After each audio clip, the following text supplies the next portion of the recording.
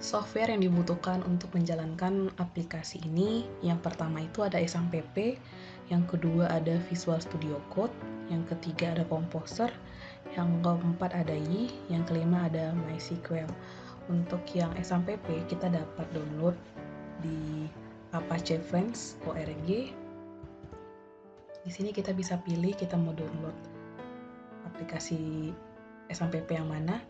Kemudian setelah kita lakukan penginstalan, dia akan seperti ini.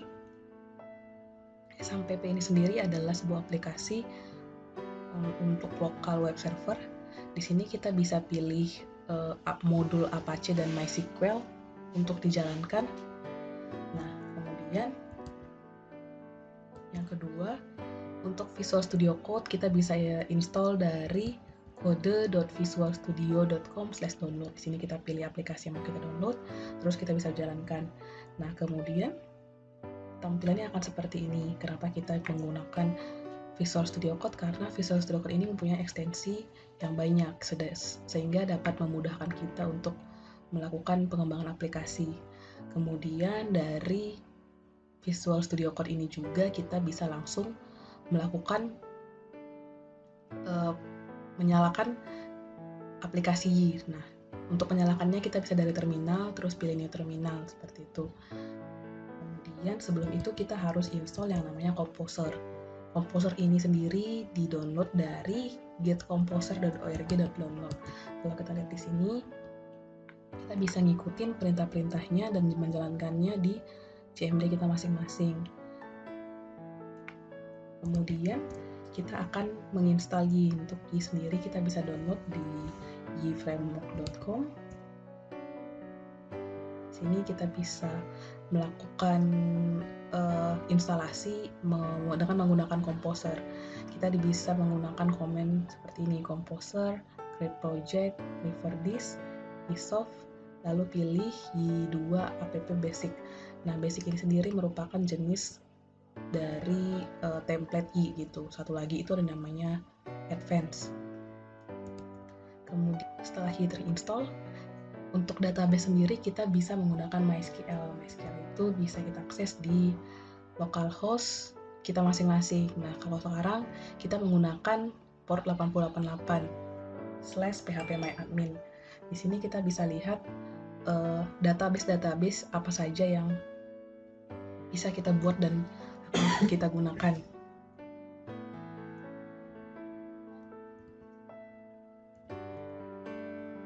Oke.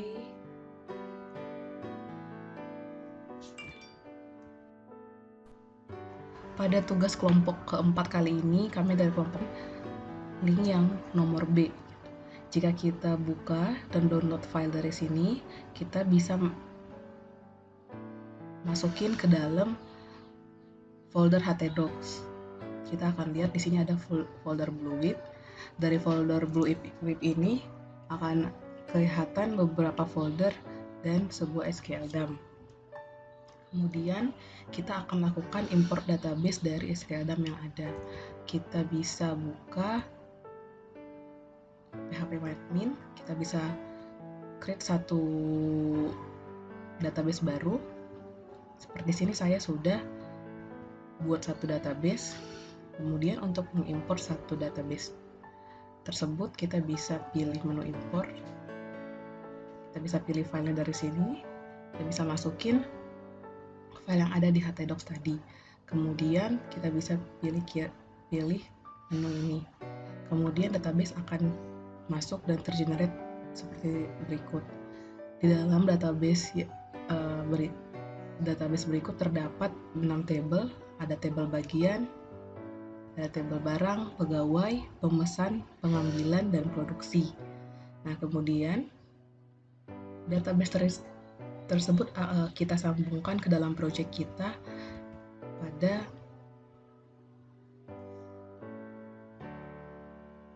folder class dan file config php. Di sini kita bisa ubah sesuai dengan localhost kita masing-masing, dengan username dan nama database kita. Kemudian setelah ini udah berhasil kita config, kita bisa jalankan file tersebut di localhost localhost dengan port kita 8088, terus folder bluewip dan index.php. Ketika kita jalankan, kita bisa lihat halaman login seperti ini. Kemudian kita coba masuk sesuai dengan data yang ada di tabel pegawai. Di sini kita lihat ada username dan password. Username dan password ini yang akan kita gunakan untuk login ke dalam aplikasi. Nah, kita contohkan, yang pertama ada role admin. Sini kita bisa lihat beberapa menu, ada home, ada bagian. Untuk menambahkan bagian, ada barang untuk menambahkan data barang, dan pegawai untuk menambahkan data pegawai. Seperti itu. Kemudian kalau kita login sebagai pesanan, misalnya, kita bisa lihat di sini ada home dan barang baru. Nah, misalnya di home kita ingin menambahkan sebuah, ya kita bikin PT Indonusa. Misalnya barangnya itu si advice credit. Nah, di sini kita bikin cumanya 100 misalnya. Kita bisa lihat di dalam tabel tadi si PT Indonusa sudah masuk dengan produk advice credit dan jumlahnya 100, teman-teman. Nah, pesanan ini juga akan masuk dalam role produksi. Ya, kita lihat di sini si PT Indonusa dengan nama barang advice credit dan jumlah 100 bisa kita lakukan pemrosesan seperti itu, teman-teman. Nah, kita simpan di sini seperti itu. Kemudian untuk role selanjutnya ada role yang namanya itu manager. Manager ini sebenarnya untuk menampilkan dashboard yang merupakan data dari data pesanan sampai produksi dan punya logic sendiri, sehingga barang-barang tersebut terkena bluewip effect atau tidak, seperti ini, teman-teman. Nah, kemudian file PHP yang kita jalankan ini sebenarnya sudah menerapkan konsep. Nah, tugas dari kita adalah bagaimana aplikasi ini bisa kita konversi menjadi aplikasi yang menggunakan framework. Selanjutnya saya akan menjelaskan bagaimana caranya mengubah aplikasi ini menjadi aplikasi framework.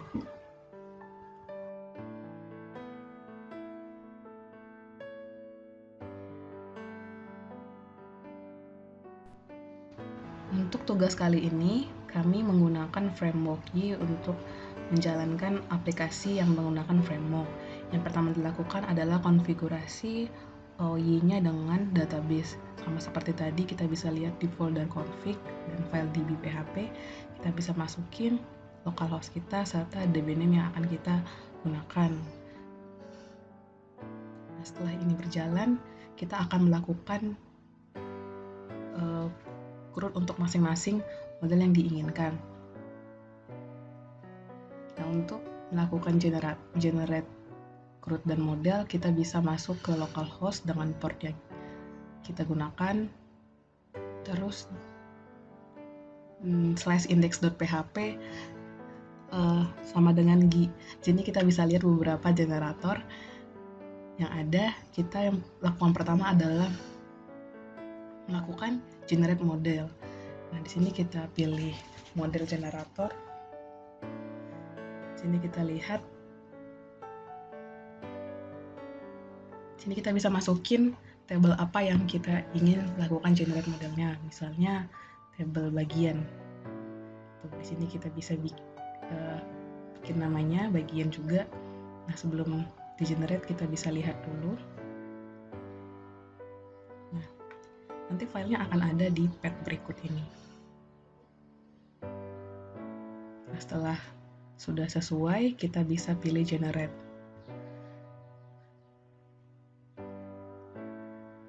Untuk mengenerate model lainnya, sama seperti tadi, kita bisa pilih tabel apa yang kita ingin generate modelnya nih. selanjutnya seperti itu. Kemudian untuk code generator kita bisa lakukan generate langsung dengan GUI. Yang pertama misalnya itu pegawai, kita akan letakin di folder app di models pegawai. Kemudian sama seperti ini kita letakin di folder app controller / pegawai controller. Kita bisa preview lagi di sini. Kita bisa lihat file tersebut akan ada di folder generator root default. Nah, setelah sudah ada, nanti file yang akan tergenerate adalah seperti berikut. Ada pegawai controllernya, ada view-nya untuk create, index, update, dan view. Kita define sebelumnya.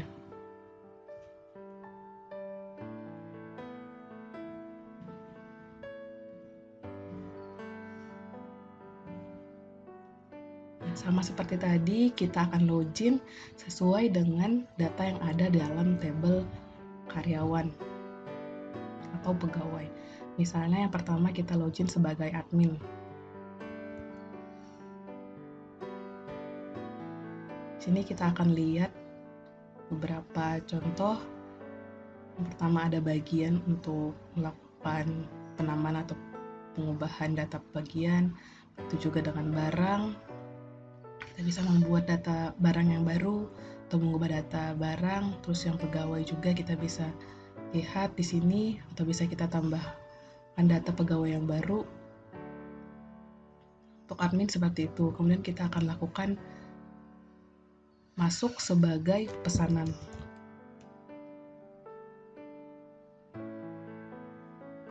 Di sini kita bisa lihat pemesanan. Nah, di sini merupakan data dari tabel pemesanan. Saat kita lakukan create pemesanan, nah kita bikin suku, terus pesanannya itu misalnya 150. Kita save.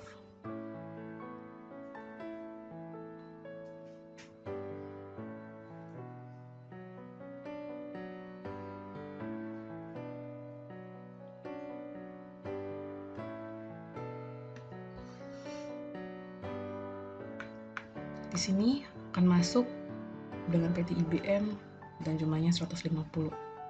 Seperti itu. Kemudian jika kita masuk lagi ke flow produksi,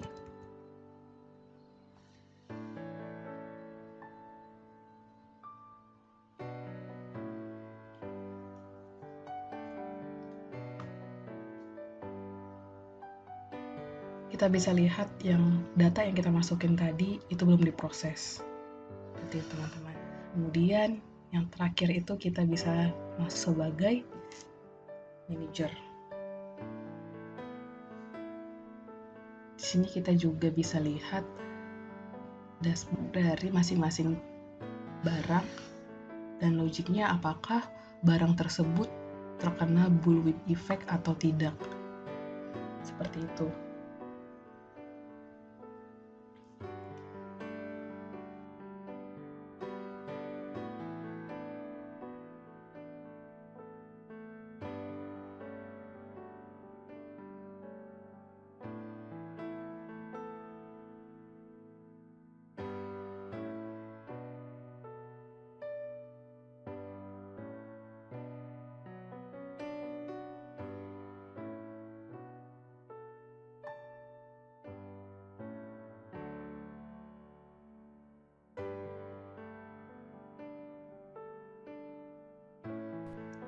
Selanjutnya kita akan membahas solusi-solusi yang diberikan terhadap permasalahan atau kekurangan yang ada di PHP natif. Yang semua view table menggunakan pagination dan sorting. Nah, contohnya seperti ini, jika kita lihat dalam tabel barang, kita bisa sorting ID barang atau nama barangnya.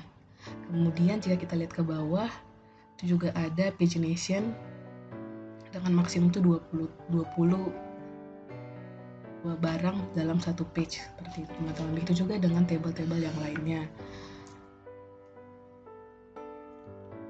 Kemudian untuk perbagian, yang pertama ada admin, form dalam form input pegawai.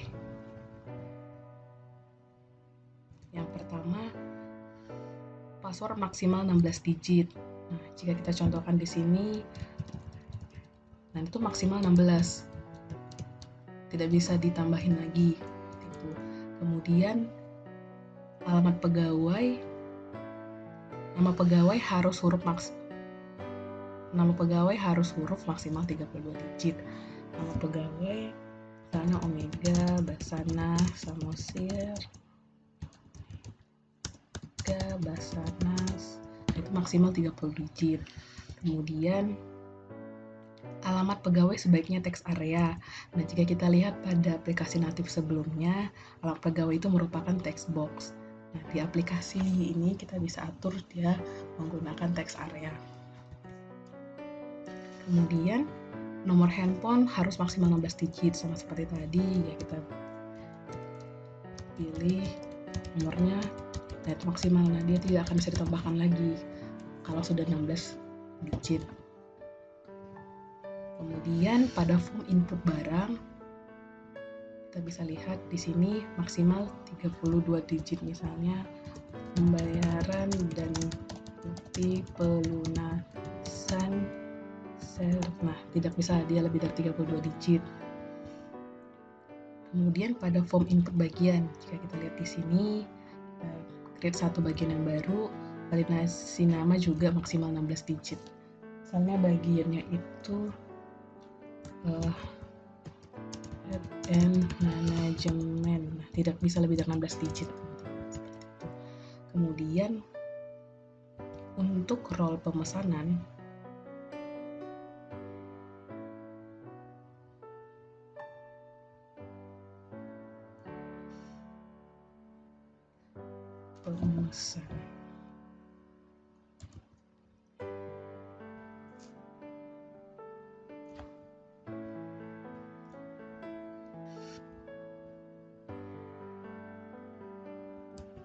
pada form pemesanan, jumlah pesanan validasi yang angka saja.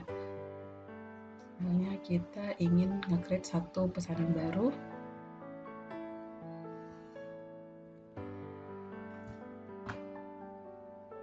jumlah pesanan hanya boleh digit saja. Nah, misalnya saya pakai huruf, dia nggak akan bisa. Nah, tapi kalau misalnya kita pakai angka, dia bisa. Seperti ini.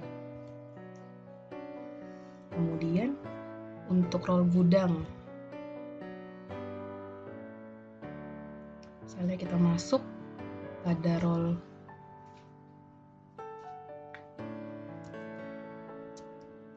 gudang, kita bisa lihat di sini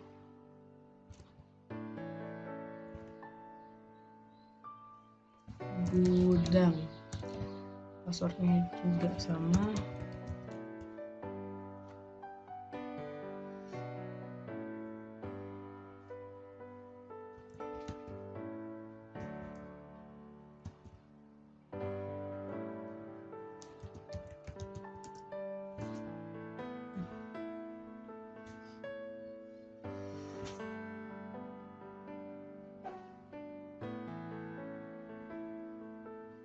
Nah, di sini dia tuh hanya angka saja. Jika saya ketik ini menggunakan huruf, dia tidak akan bisa. Nah, dia bisa hanya angka saja. Kemudian untuk bagian produksi,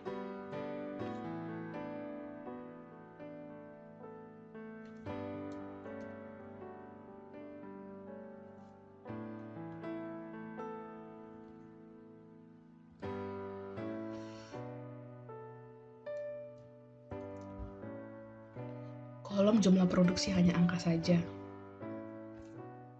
Kolom jumlah produksi hanya angka saja. Ini saya contohkan, dia itu memakai huruf dia tidak bisa. Namun saya menggunakan angka, dia bisa. Seperti itu, teman-teman. Berikut solusi-solusi yang sudah kita temukan kekurangannya dari aplikasi PHP natif.